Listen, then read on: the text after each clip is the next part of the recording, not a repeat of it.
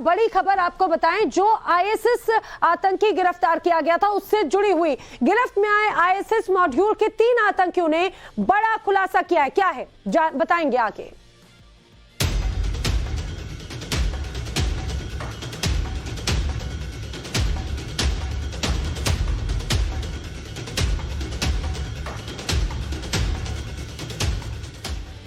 तो बड़ी खबर है, आईएसएस साजिश का पर्दाफाश, मरियम की तलाश। आपको ये बताएं, जो पूछताछ में बड़े खुलासे हुए हैं उसमें ये बताया गया है कि आईएसएस आतंकियों के निशाने पर देश के कई बड़े मंदिर हैं, देश के कई बड़े संवेदनशील इलाके हैं और पूछताछ में ये भी पता चला है कि इनका टारगेट मुंबई का चाबर हाउस था और इतना ही नहीं बल्कि अयोध्या मंदिर को भी ये टारगेट करने वाले थे।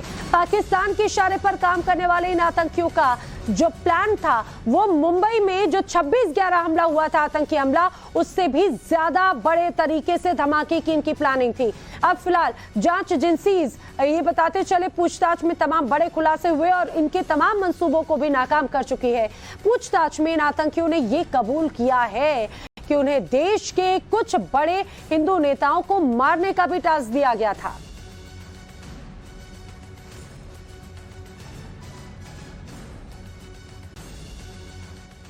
फोर्टीन डेज की पीसी रिमांड के लिए दिल्ली पुलिस की स्पेशल सेल ने आगे डॉक्यूमेंट फाइल किए थे, जो कि उन्हें अप्रूव मिल गया है कि दिल्ली पुलिस को 14 दिन की पीसी रिमांड मिल चुकी है।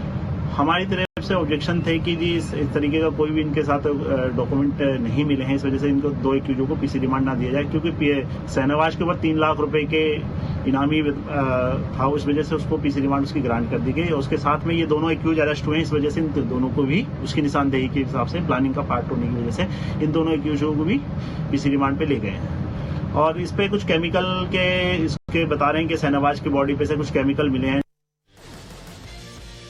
और ज्यादा जानकारी के साथ अभिषेक राज इस समय मेरे साथ जुड़े हैं। अभिषेक, जिस तरह से आईएसएस आतंकी शाहनवाज को अरेस्ट किया गया, उसके पास से कुछ लिक्विड मिला, यानी कि वो आईईडी बम बनाने की तैयारी में थे और ये स्पष्ट हो चुका है कि एक नए मॉड्यूल के तहत बड़ी साजिश इनकी थी। क्या खुलासे हुए हैं? देखिए, हर दिन लगातार नए नए खुलासे इस पूरे मामले में निकल के सामने आ रहे हैं। किसी बड़े नेता और बड़े जगह को धमाके करके उड़ाने के प्लान में थे और इसकी शुरुआत यहां से हुई थी, जोगाबाई एक्सटेंशन जहां मौजूद हैं। देखिए, जोगाबाई एक्सटेंशन है और यहीं पे मुबारक अपार्टमेंट है, जहां पे जो आरोपी अरशद है वो रहता था और यहां से ही उसने जो है वो शाहनवाज से मुलाकात की। उसके बाद उसकी मुलाकात रिजवान से हुई और इन दोनों ने मिलकर अपने साथियों के साथ जो है वो प्लान बनाना शुरू किया और प्लान को एग्जीक्यूट तक कैसे पहुंचाया जाए इसकी भी प्लानिंग की गई। इसके साथ साथ जामिया के इलाके में ये लोग जो है वो मीटिंग्स करते थे। मीटिंग्स के अलावा जो रेंटेड घर थे वो ये ढूंढते थे जहां पे ये लोग प्लान कर सके। इसके अलावा फरतुल्ला गौरी जो है, जो कि पाकिस्तान में बैठा हुआ इनका हैंडलर है, जो अक्षरधाम जो बॉम्ब ब्लास्ट हुआ था उसका मास्टरमाइंड है, और उसका जो दामाद है वो भी सैफी, ये दोनों मिलके यहाँ पे दिल्ली में जो है वो उनको कमांड देते थे और अपने पाकिस्तान में बैठे आका से जो गौरी है उससे कमांड लेकर फिर वो यहाँ पे काम करते थे। इसके अलावा उन्होंने कई सारे हाइडआउट्स जो हैं वो भी बनाने शुरू कर दिए थे, चाहे हैदराबाद हो या फिर दिल्ली के अलग अलग इलाकों में कहां वो छिप सकते हैं, कहां वो प्लान कर सकते हैं, ये सारे हाइडआउट्स भी जो है वो बनाने शुरू कर दिए। ठीक है अभिषेक, यानी कि यहाँ पर उसके जो साथी हैं उनसे ये स्पष्ट हो चुका है कि ना सिर्फ मंदिर बल्कि कुछ और बड़े नेता भी इनके टारगेट पर थे। अभिषेक, आप बने रहिए हमारे साथ, अपने दर्शकों को बताएं। बड़ी खबर यह है कि आईएसएस के मॉड्यूल के आतंकी शाहनवाज की पत्नी की भी अब एनआईए को तलाश है।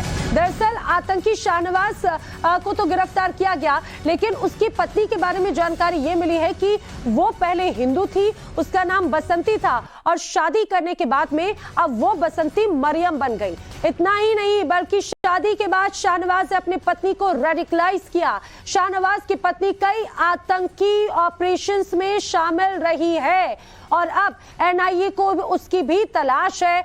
और आप ये भी जान लीजिए, सिर्फ शाहनवाज की पत्नी बसंती उर्फ मरियम ही नहीं बल्कि रिजवान की भी पत्नी की जानकारी यहां पर सामने आई है। फिलहाल उसकी भी तलाश यहां पर की जा रही है।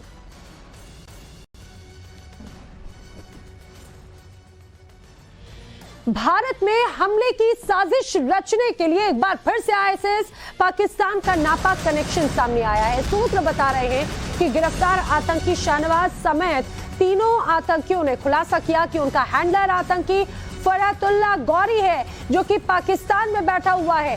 भारत से फरार होकर पाकिस्तान में बैठा ये फरहतुल्लाह गौरी, जिस पर आईएसआईएस के नाम पर भारत के नौजवानों को भड़काने का, बरगलाने का आरोप है, ऑनलाइन जिहाद करने के लिए तैयार करने का आरोप है। इतना ही नहीं, उसे बाकायदा आतंक के रास्ते पर ढकेलने के लिए रेडिकलाइज किया गया। आप ये भी जान लीजिए फरहतुल्लाह आखिर कौन है। फरहतुल्लाह गौरी 2002 में जो गुजरात में अक्षरधाम मंदिर पर हमला हुआ, उसके मुख्य आरोपियों में से एक है। 2002 में गौरी ने हैदराबाद में एसटीएफ ऑफिस में सुसाइड अटैक करवाया था। हैदराबाद का ही फरहतुल्लाह गौरी रहने वाला बताया जाता है, जो फिलहाल पाकिस्तान में पनाह लिए हुए है। भारत सरकार की तरफ से फरहतुल्लाह गौरी को आतंकी घोषित किया गया है। पाकिस्तान से फरहतुल्लाह गौरी बाकायदा यूट्यूब पर अपनी तस्वीरें, अपनी तकरीरें डालता रहा है और भारत में नौजवानों को भड़काने की कोशिश करता रहा है।